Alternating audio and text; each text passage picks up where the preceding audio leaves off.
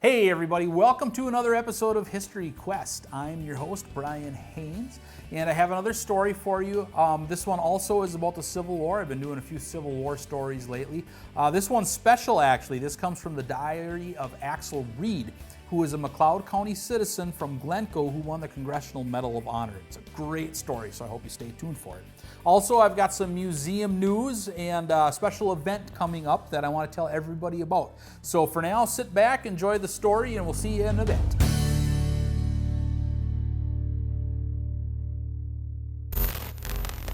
His name was Axel Reed, and he was no ordinary soldier. He fought for the Union during the American Civil War and rose to the rank of captain. He fought in several major engagements, including Sherman's famed March to the Sea. In 1898, he was awarded the Congressional Medal of Honor for continuously displaying gallantry throughout the course of the war. He would become severely wounded while leading a charge through Confederate lines, resulting in the loss of his right arm. Yet he refused discharge and continued to fight with one arm until the war came to an end. Today, he lies peacefully in his eternal resting place in Glencoe, Minnesota. Axel Reed was the youngest of 7 children born to Sampson and Huldah Reed on March 13, 1835 in Hartford, Maine. At the age of 7, his mother passed away and his father married an unappreciable woman. The stepmother was not pleasant and drove all of Axel's siblings away, leaving only the young boy to farm alongside his father on their acreage in Oxford County, Maine. Axel stayed with his father until 1854.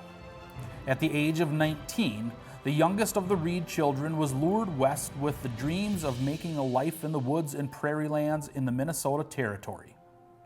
With little more than the clothes on his back and $5 to his name, Axel Reed joined the rush of immigrants heading west for a new life. Before leaving, his father predicted that the young man would always be poor. Reed landed in Minnesota in November of 1855. He was young, knew not a soul in the North Country, and had very few prospects for a better life.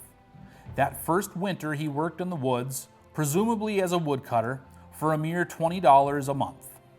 In the spring of 1856, however, he found good employment for a brickmaker in a place called Glencoe, a small but blossoming settlement along the edge of Minnesota's Big Woods region. That first year, Axel estimated that he made at least 200,000 bricks. In addition, he hunted and trapped until he had enough money to purchase a 160-acre plot of land. In 1861, the long-growing divide between North and South in the United States had come to blows and the American Civil War began. Reed, like many other young men, answered the call for troops and enlisted in Company K of Minnesota's 2nd Regiment. He began his service as a private, but was soon made a corporal and later a sergeant. During his time with the 2nd, he participated in nearly every siege and battle that the company was part of. Axel Reed had his first taste of war in the spring of 1862. At some point, Reed began keeping a journal and penned down the events of the day. On April 10, 1862, he wrote, "Visited a portion of the battleground today. Saw many of the horrors of war. Saw many dead rebels lying about. The woods burned nearly up by the woods catching on fire. Fragments of shells, dead horses, and broken carriages marked the ground in every direction." In the days, months, and years to come, Reed would see more of the horror of war unfold before his eyes, much of this being penned in his journal. In May, he would have his first taste of siege warfare as the 2nd came to Shiloh on May 10th and moved towards Corinth to participate in the attack taking place. It would be the beginning of a long string of battles that Axel Reed would take part of. From the diary of Axel Reed.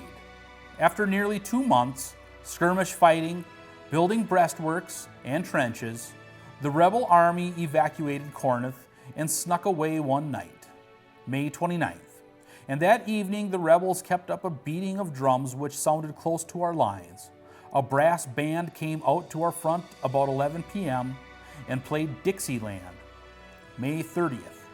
The morning was bright and warm as summer. Every man felt that he had a great duty to perform and that he might not see another day so bright in the morning. Axel Reid witnessed some of the first real horrors of war at the Siege of Corinth. From May 10th, 1862, through the end of the battle, Reid stood in picket lines as well as other duties. He, as did many Union soldiers, felt that leadership in the Army of the Potomac lacked the will to deliver a fatal blow to the Confederates. Through many of the Union's early victories, rebel soldiers were given ample time to evacuate their positions safely and regroup to fight another day. In the case of Corinth, after the rebels pulled out, Reid exclaimed, "A poor empty town was our reward. We marched against the enemy in a leisurely manner, allowing the rebels time to gather all the forage, provisions, and plunder they desired." Reid's next taste of warfare would come on October 1862. October 8th.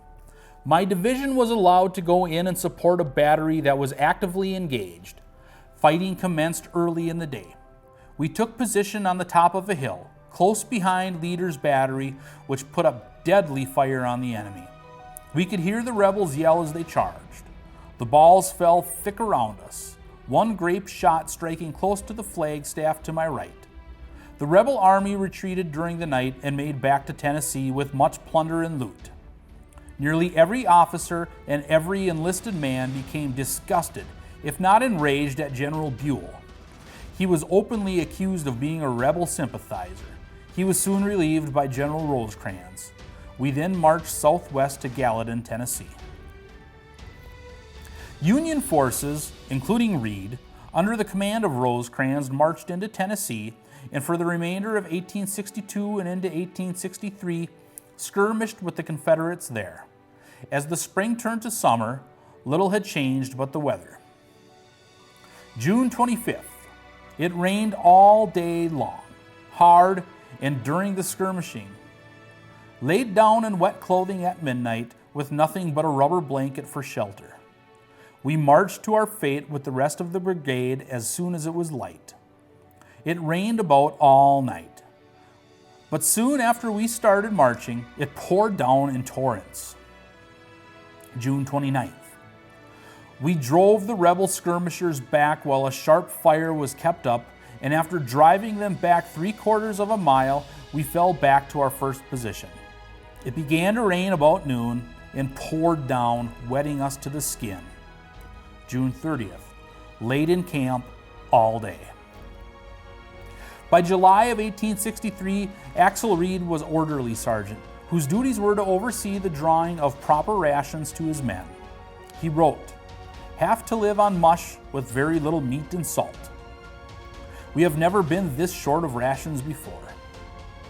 Sergeant Reid was informed by some of his men that they had seen rations being issued to rebel citizens and rebel deserters. This enraged him, as he believed the rations belonged to his men. Sergeant Reid made a public complaint to his commanding officers about the rations, as well as a complaint against a superior officer whom Sergeant Reid believed was behind the issuing of giving rations to the rebel deserters. Unfortunately, complaining about a superior went against protocol, and on July 20th, 1863, First Sergeant Axel Reid was placed under arrest and kept in close confinement until further notice. Though he was shackled and jailed, it would be here that Sergeant Reid would perform his first act that would eventually earn him the highest honor bestowed upon a soldier, the Congressional Medal of Honor. July 24th, 1863. I spent last night in the guardhouse, a prisoner, for the first time in my life. The sympathy of the officers seemed to be with me, and while I have that, I feel sure I have done nothing wrong. I am permitted to go to my quarters without guard. There is a day of retribution coming. Orderly Sergeant Reid had been placed under arrest for questioning a superior officer who was giving Confederate deserters rations that belonged to the Union Army. Reid's duty was to oversee the distribution of rations to his men. yet found their rations to be substandard. Though Reed had a valid argument, he was under guard until he could appear before a court-martial. The weeks passed and still no court-martial. Sergeant Reed marched with the regiment toward Chattanooga, where troops were amassing on both sides. Earlier that summer, both armies clashed at Gettysburg. The Union came out of the battle victorious, and the tide of the war was turning in their favor. On the Confederate side, many were beginning to see defeat in sight, and many were beginning to desert. August 22nd, 1863. Have been down to the river and heard our boys talking with the rebels. They keep up a continuous conversation by mutual agreement. Not a shot is fired. 3 rebels came over yesterday and wish to stay. 40 rebel deserters, it is said, came over to our lines today. By mid-September, Reed still awaited his trial by court-martial and was still under guard. Under the command of Union General Rosecrans, Reed and the rest of his regiment found themselves 13 miles from Chattanooga and near Chickamauga Creek, where a battle was being staged. Though still under arrest, Reed begged his guard to let him join the battle, which he did without a weapon. September 19th, 1863. At 10 o'clock, the rebels advanced on us. I had no gun when I went in, as I was still under arrest and was deprived of a gun and ammunition, but one that belonged to the first man that was wounded and that he had been using. I got it and made the best use of it that I could. Our brigade formed in a double column and moved forward a half-mile for support. Heavy artillery firing commenced, which soon brought on heavy musketry. Cannonballs passed all over our heads, some striking awfully close to us. Balls whizzed over our heads like hail. Not a man could remain unhit had he been standing up. The sound of cannon and musketry was terrific. Shell and shot were flying through the air in all directions, with all the hideous sounds imaginable. Sergeant Pomeroy of my company laid about 6 feet from me. I saw him just as a ball struck him in the top of his head. He raised his head a little, gave a groan, and his face dropped upon the ground as he lay quivering. The groans of our own and the wounded lying in close proximity was terrible. It was a horrible sight to look at the men of my own regiment, lying in line just as they were shot. Sergeant Pomeroy, Corporal Metzger, and little Johnny Cutting lay there within 10 feet of each other, just as though they were sleeping. The groans of the rebel wounded in our front was also awful. Shortly after the Battle of Chickamauga, Sergeant Reed was relieved of his prisoner status and allowed to resume his duties. With his regiment, he took part in the Chattanooga campaign that unfolded through much of October and November of 1863. On November 15th, Reed led a company from his regiment to overtake a Confederate position on Missionary Ridge. Sergeant Reed was one of the first men to overtake the enemy lines. He captured the enemy cannons and then turned them around to fire on the Confederates. A short while later, Sergeant Reed came across 2 Confederate soldiers and demanded they surrender. They refused, and Reed fired his weapon at them. While trying to reload, Reed was shot in the arm. Later, it had to be amputated. He could have been discharged from the Army, but he refused. In a journal entry shortly after his amputation, he wrote, "I returned to camp about 4 o'clock to draw a day's ration for the men and take it out to them. It's rainy and there's signs of a bad night." This last sentence was written with the right hand. By the start of 1864, Axel Reed had seen enough war to last a lifetime. He enlisted at the start of the war and fought in several battles and skirmishes. He'd seen bloodshed, witnessed many horrors of war. He was arrested, was severely wounded, and he even had his arm amputated. Through it all, however, Sergeant Reed had one thing in mind: to see out the end of the war and to do his part to ensure a Union victory. As 1864 began to unfold, a light began to shine at the end of the tunnel, and the end of the war was in sight. February 18th, 1864. My journal was cut short in November and has remained unwritten for reasons of an accident which resulted in the loss of my right arm. It is impossible for me to give anything of an idea of the incidents and horror that fell under my own eyes during my 2 months of hospital life in Chattanooga, Tennessee. Reed could have been discharged from the Army, but he chose instead to stay on. Though he would find himself mostly out of harm's way, he continued to march with the 2nd Minnesota as they joined General Sherman in the famed March to the Sea. Here, General Sherman employed a tactic of total war, where the Union Army would destroy everything in its path to break the will of the people supporting the Confederacy. May 1st, Ringgold, Georgia. The Army is gathering here for a campaign to capture Atlanta. We're going to destroy Bragg's old army if possible. Sherman came up here today in an ironclad steam car, and an immediate movement is thought to take place. May 12th. The country looks desolate and the inhabitants are poverty-stricken.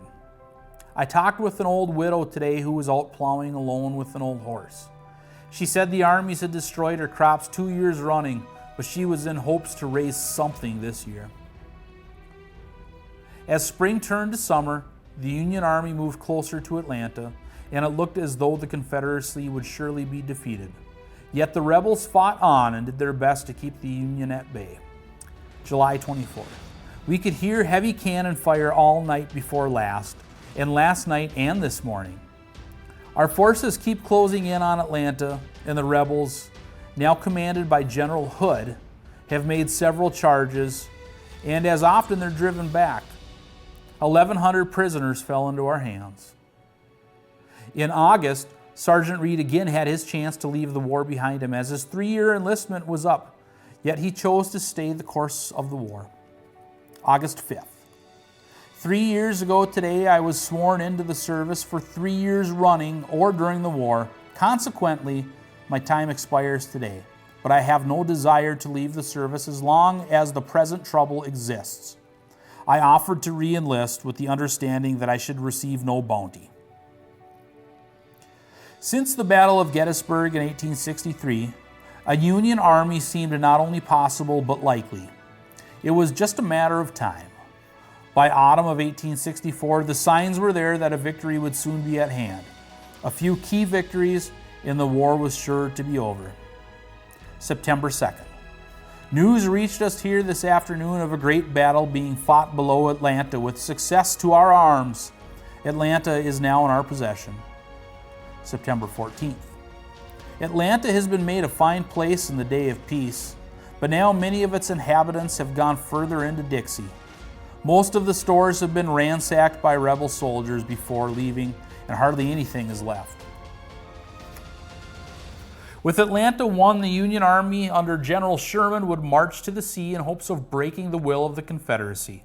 The Army destroyed nearly everything in its path and foraged on the land for food.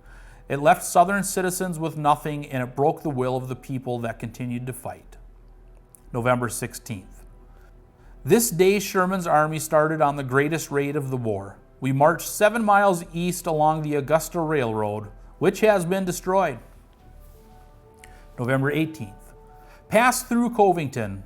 The ladies of Covington, some of them, greeted us with a smile and appeared not to fear us like many.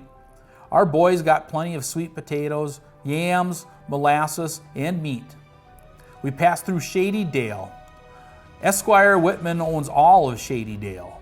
About 20 of his Negro women gathered by the roadside and danced to the music of our bands. The slaves, men mostly, have just run away.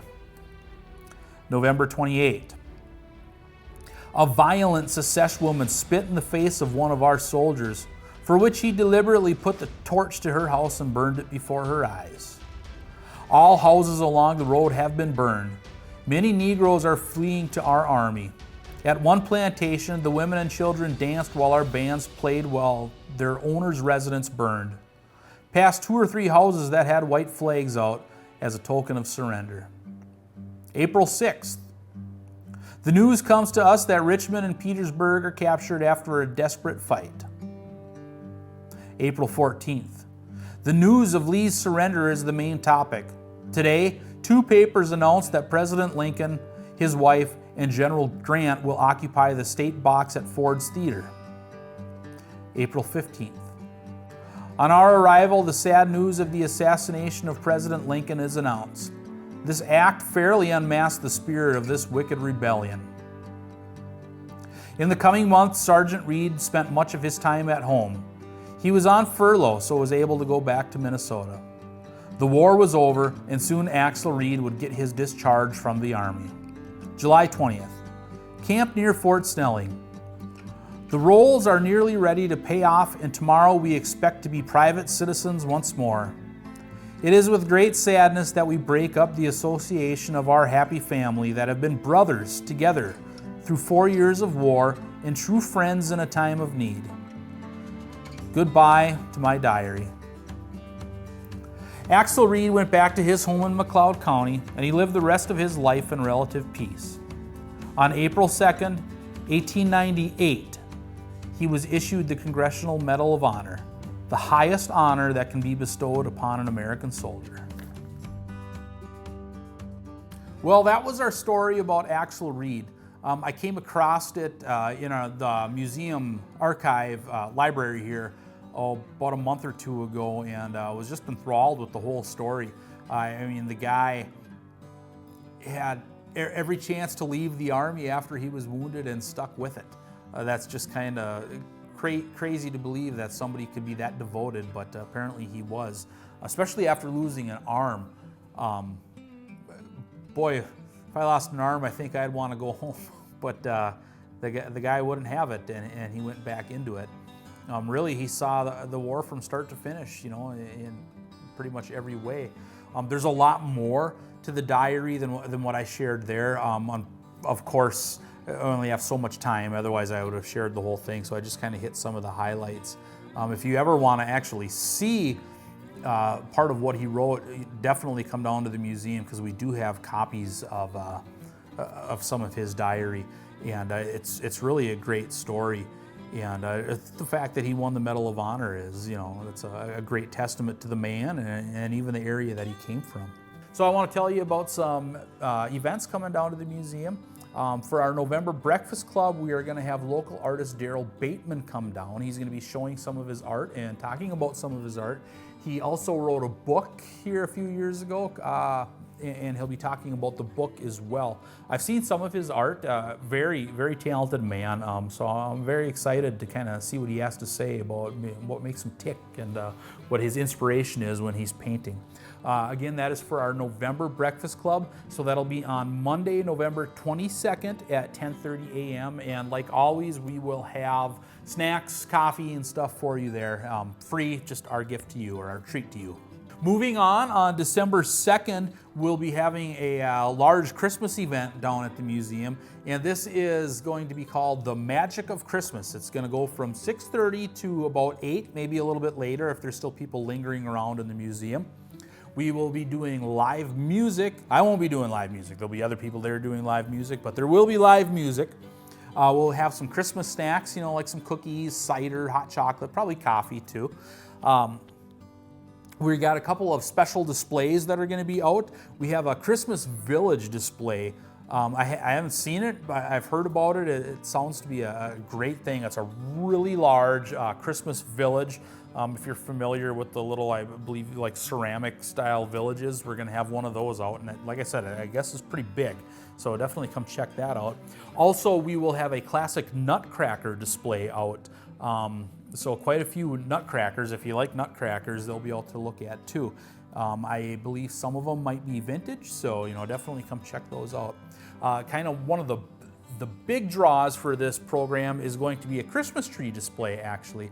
We are going to do several Christmas trees in the museum, and they're gonna represent how trees were decorated through the decades. And so we're going all the way back to the Victorian age. We're gonna have a feather tree, which should be pretty cool. We'll have a tree from the 1920s. We're gonna have like a couple of 50s trees, one just kind of a classic 50s tree, and then we're gonna have the aluminum 50s tree that has the color wheel on it. So that should be pretty cool. And then we're gonna have one really big tree in the back of the new edition that's gonna be more of a contemporary tree. So definitely come and check those out as well. And of course, we are going to have Santa and Mrs. Claus, and they'll be available all night for the kiddos. So make sure they come down and see Santa and Mrs. Claus. You know, how often do you get a chance for that? I suppose adults can come see them too if you want. If you got something you're just really hankering for Christmas, you can stop on down and ask Santa for it. So this is going to be an event for all ages. Members, we're hoping to see some kids there, some longtime members, some new people. We're hoping for a really big event. So definitely get the word out and come on down. And that is on December 2nd from 6:30 to 8 p.m. So make sure to stop on down for that, and can't wait to see you. That is all I have for you this month. I hope you enjoyed the story, and I also hope to see you here on the next couple of events coming up. So until then, stay tuned, and we'll see you next month. Thank you.